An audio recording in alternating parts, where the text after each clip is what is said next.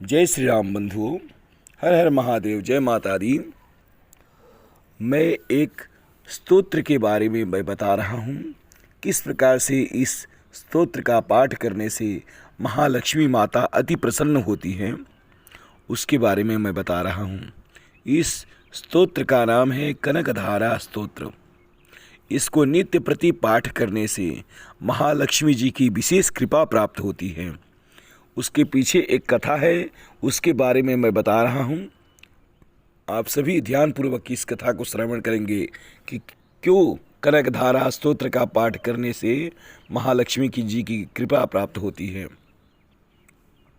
एक समय की बात है कि आदि शंकराचार्य भिक्षाटन हेतु एक सदगृहस्थ व्यक्ति के द्वार पर गए।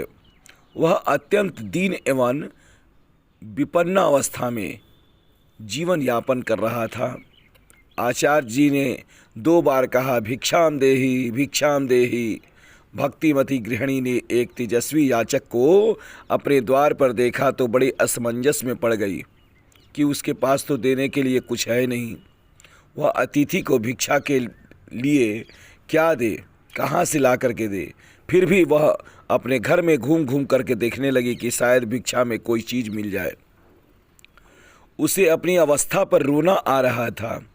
बार बार एक ही बात उसके मस्तिष्क में गूंज रहा था कि क्या मुंह लेकर के मैं याचक के पास जाऊं। तभी उसे घर में एक आंवले का फल मिल गया, जिसे लेकर के वह याचक के पास पहुंची और बड़े संकोच के साथ वह फल अर्पण करने लगी।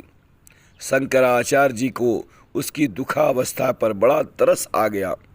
उन्होंने तत्काल महालक्ष्मी माता की स्तुति की, वही कनकधारा स्तोत्र का पाठ किया।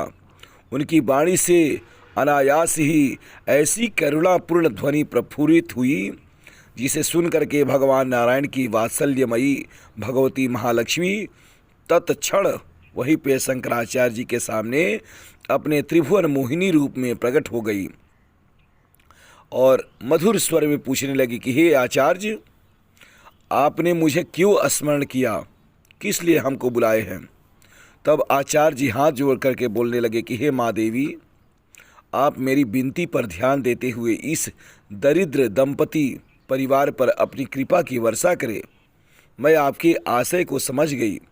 माता जी बोलती है कि मैं आपके आशय को समझ गई आचार्य, किंतु इस दंपति का प्रारब्ध जो है ऐसा नहीं है, वो धनवान नहीं हो सकती है।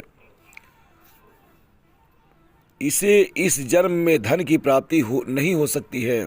पूर्व जन्म में भी इन्होंने कोई ऐसा सुकृति, ऐसा कार्य नहीं किया है जिसके फलस्वरूप इसे धन संपत्ति दी जा सकती है। तब बोलते हैं आदि शंकराचार्य जी कि हे महादेवी, इसमें क्या हुआ। मेरे जैसे भिक्षुक को आंवले का दान देकर के इन्होंने जो महान पुण्य राशि अर्जित की है, उसके कारण, उसके फलस्वरूप इस अतुल धन संपत्ति के स्वामी हो गए हैं। अतः इन पर आपकी कृपा अवश्य होनी चाहिए।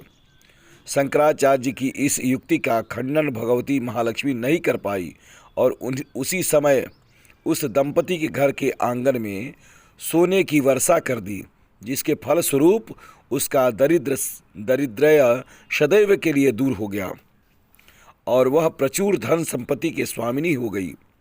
आचार्य जी ने कहा कि हे महालक्ष्मी, कोई ऐसी युक्ति बताइए जो लोग का दारिद्र्य मिटा करके उन्हें धनादि से संपन्न किया जा सके।